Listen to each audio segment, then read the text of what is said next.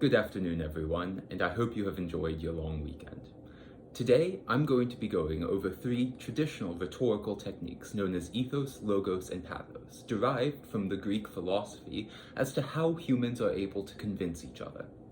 You'll probably learn about these tools later on in your high school career, but today you'll be able to get a head start.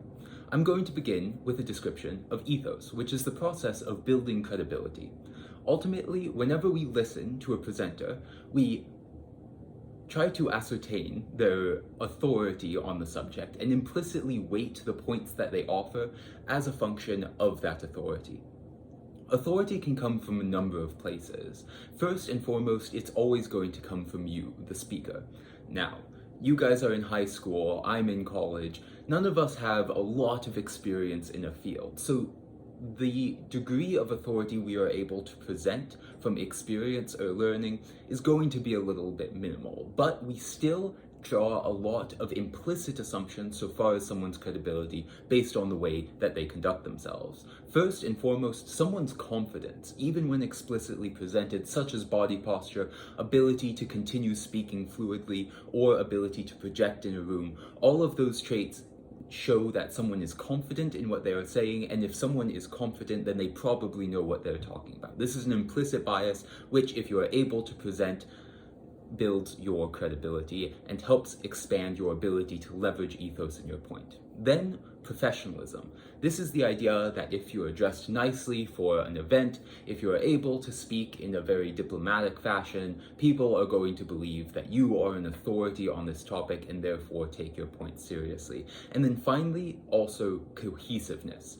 Sometimes when you're building a speech, you're going to present points that might internally contradict each other at times, and that's going to woefully undermine your credibility. That is, if you have one point saying the sky is blue and another saying it's gray, both might be true, but you have implicitly undermined what you said earlier, and now the person listening to you isn't going to believe a thing you say. So be sure when you're writing a speech to organize all your arguments such that they never contradict each other, even implicitly.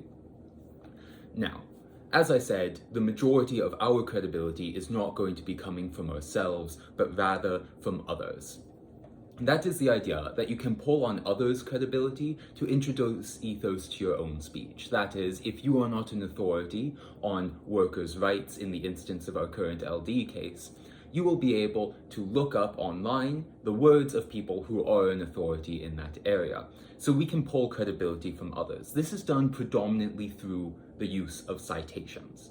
The most important elements of citations are, first off, that they are credible and clear of their own volition. That is, the person listening to your speech knows who you're pulling from and knows that that person is an authority on the subject.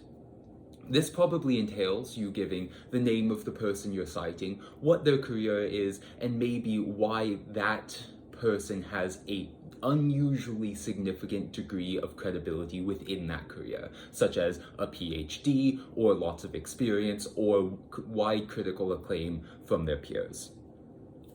You also have to cite often, because if you only have one or two citations in your entire piece, the listener might believe those 2 points, but you aren't able to cohesively support your entire point, and therefore they can still find credibility issues overall. But that does raise the question, how often ought you offer citations? And the best guideline is to ask, did you know this fact or this piece of analytics before you began researching and preparing for this topic? Odds are that you're going to be going into a round with someone who is just an average common voter, and if you didn't know it before the round began, then there's a chance they don't either, and you don't want to take that wager. At the end of the day, there are lots of ways to build ethos, but these are the two most powerful. And I encourage all of you, when you are writing your speeches, to try to test whether you would be a believable, credible source for the information that you're putting forward. The best way to do so is to take the position of a stranger.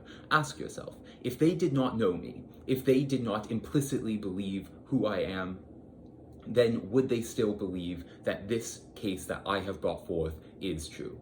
If you aren't so sure, and if you think that they might need to offer some bias in your favor, to actually believe what you're saying, then you probably need to add another citation or perhaps expand your own credibility through the creation of some other form of ethos, such as presenting more confidence as you're speaking.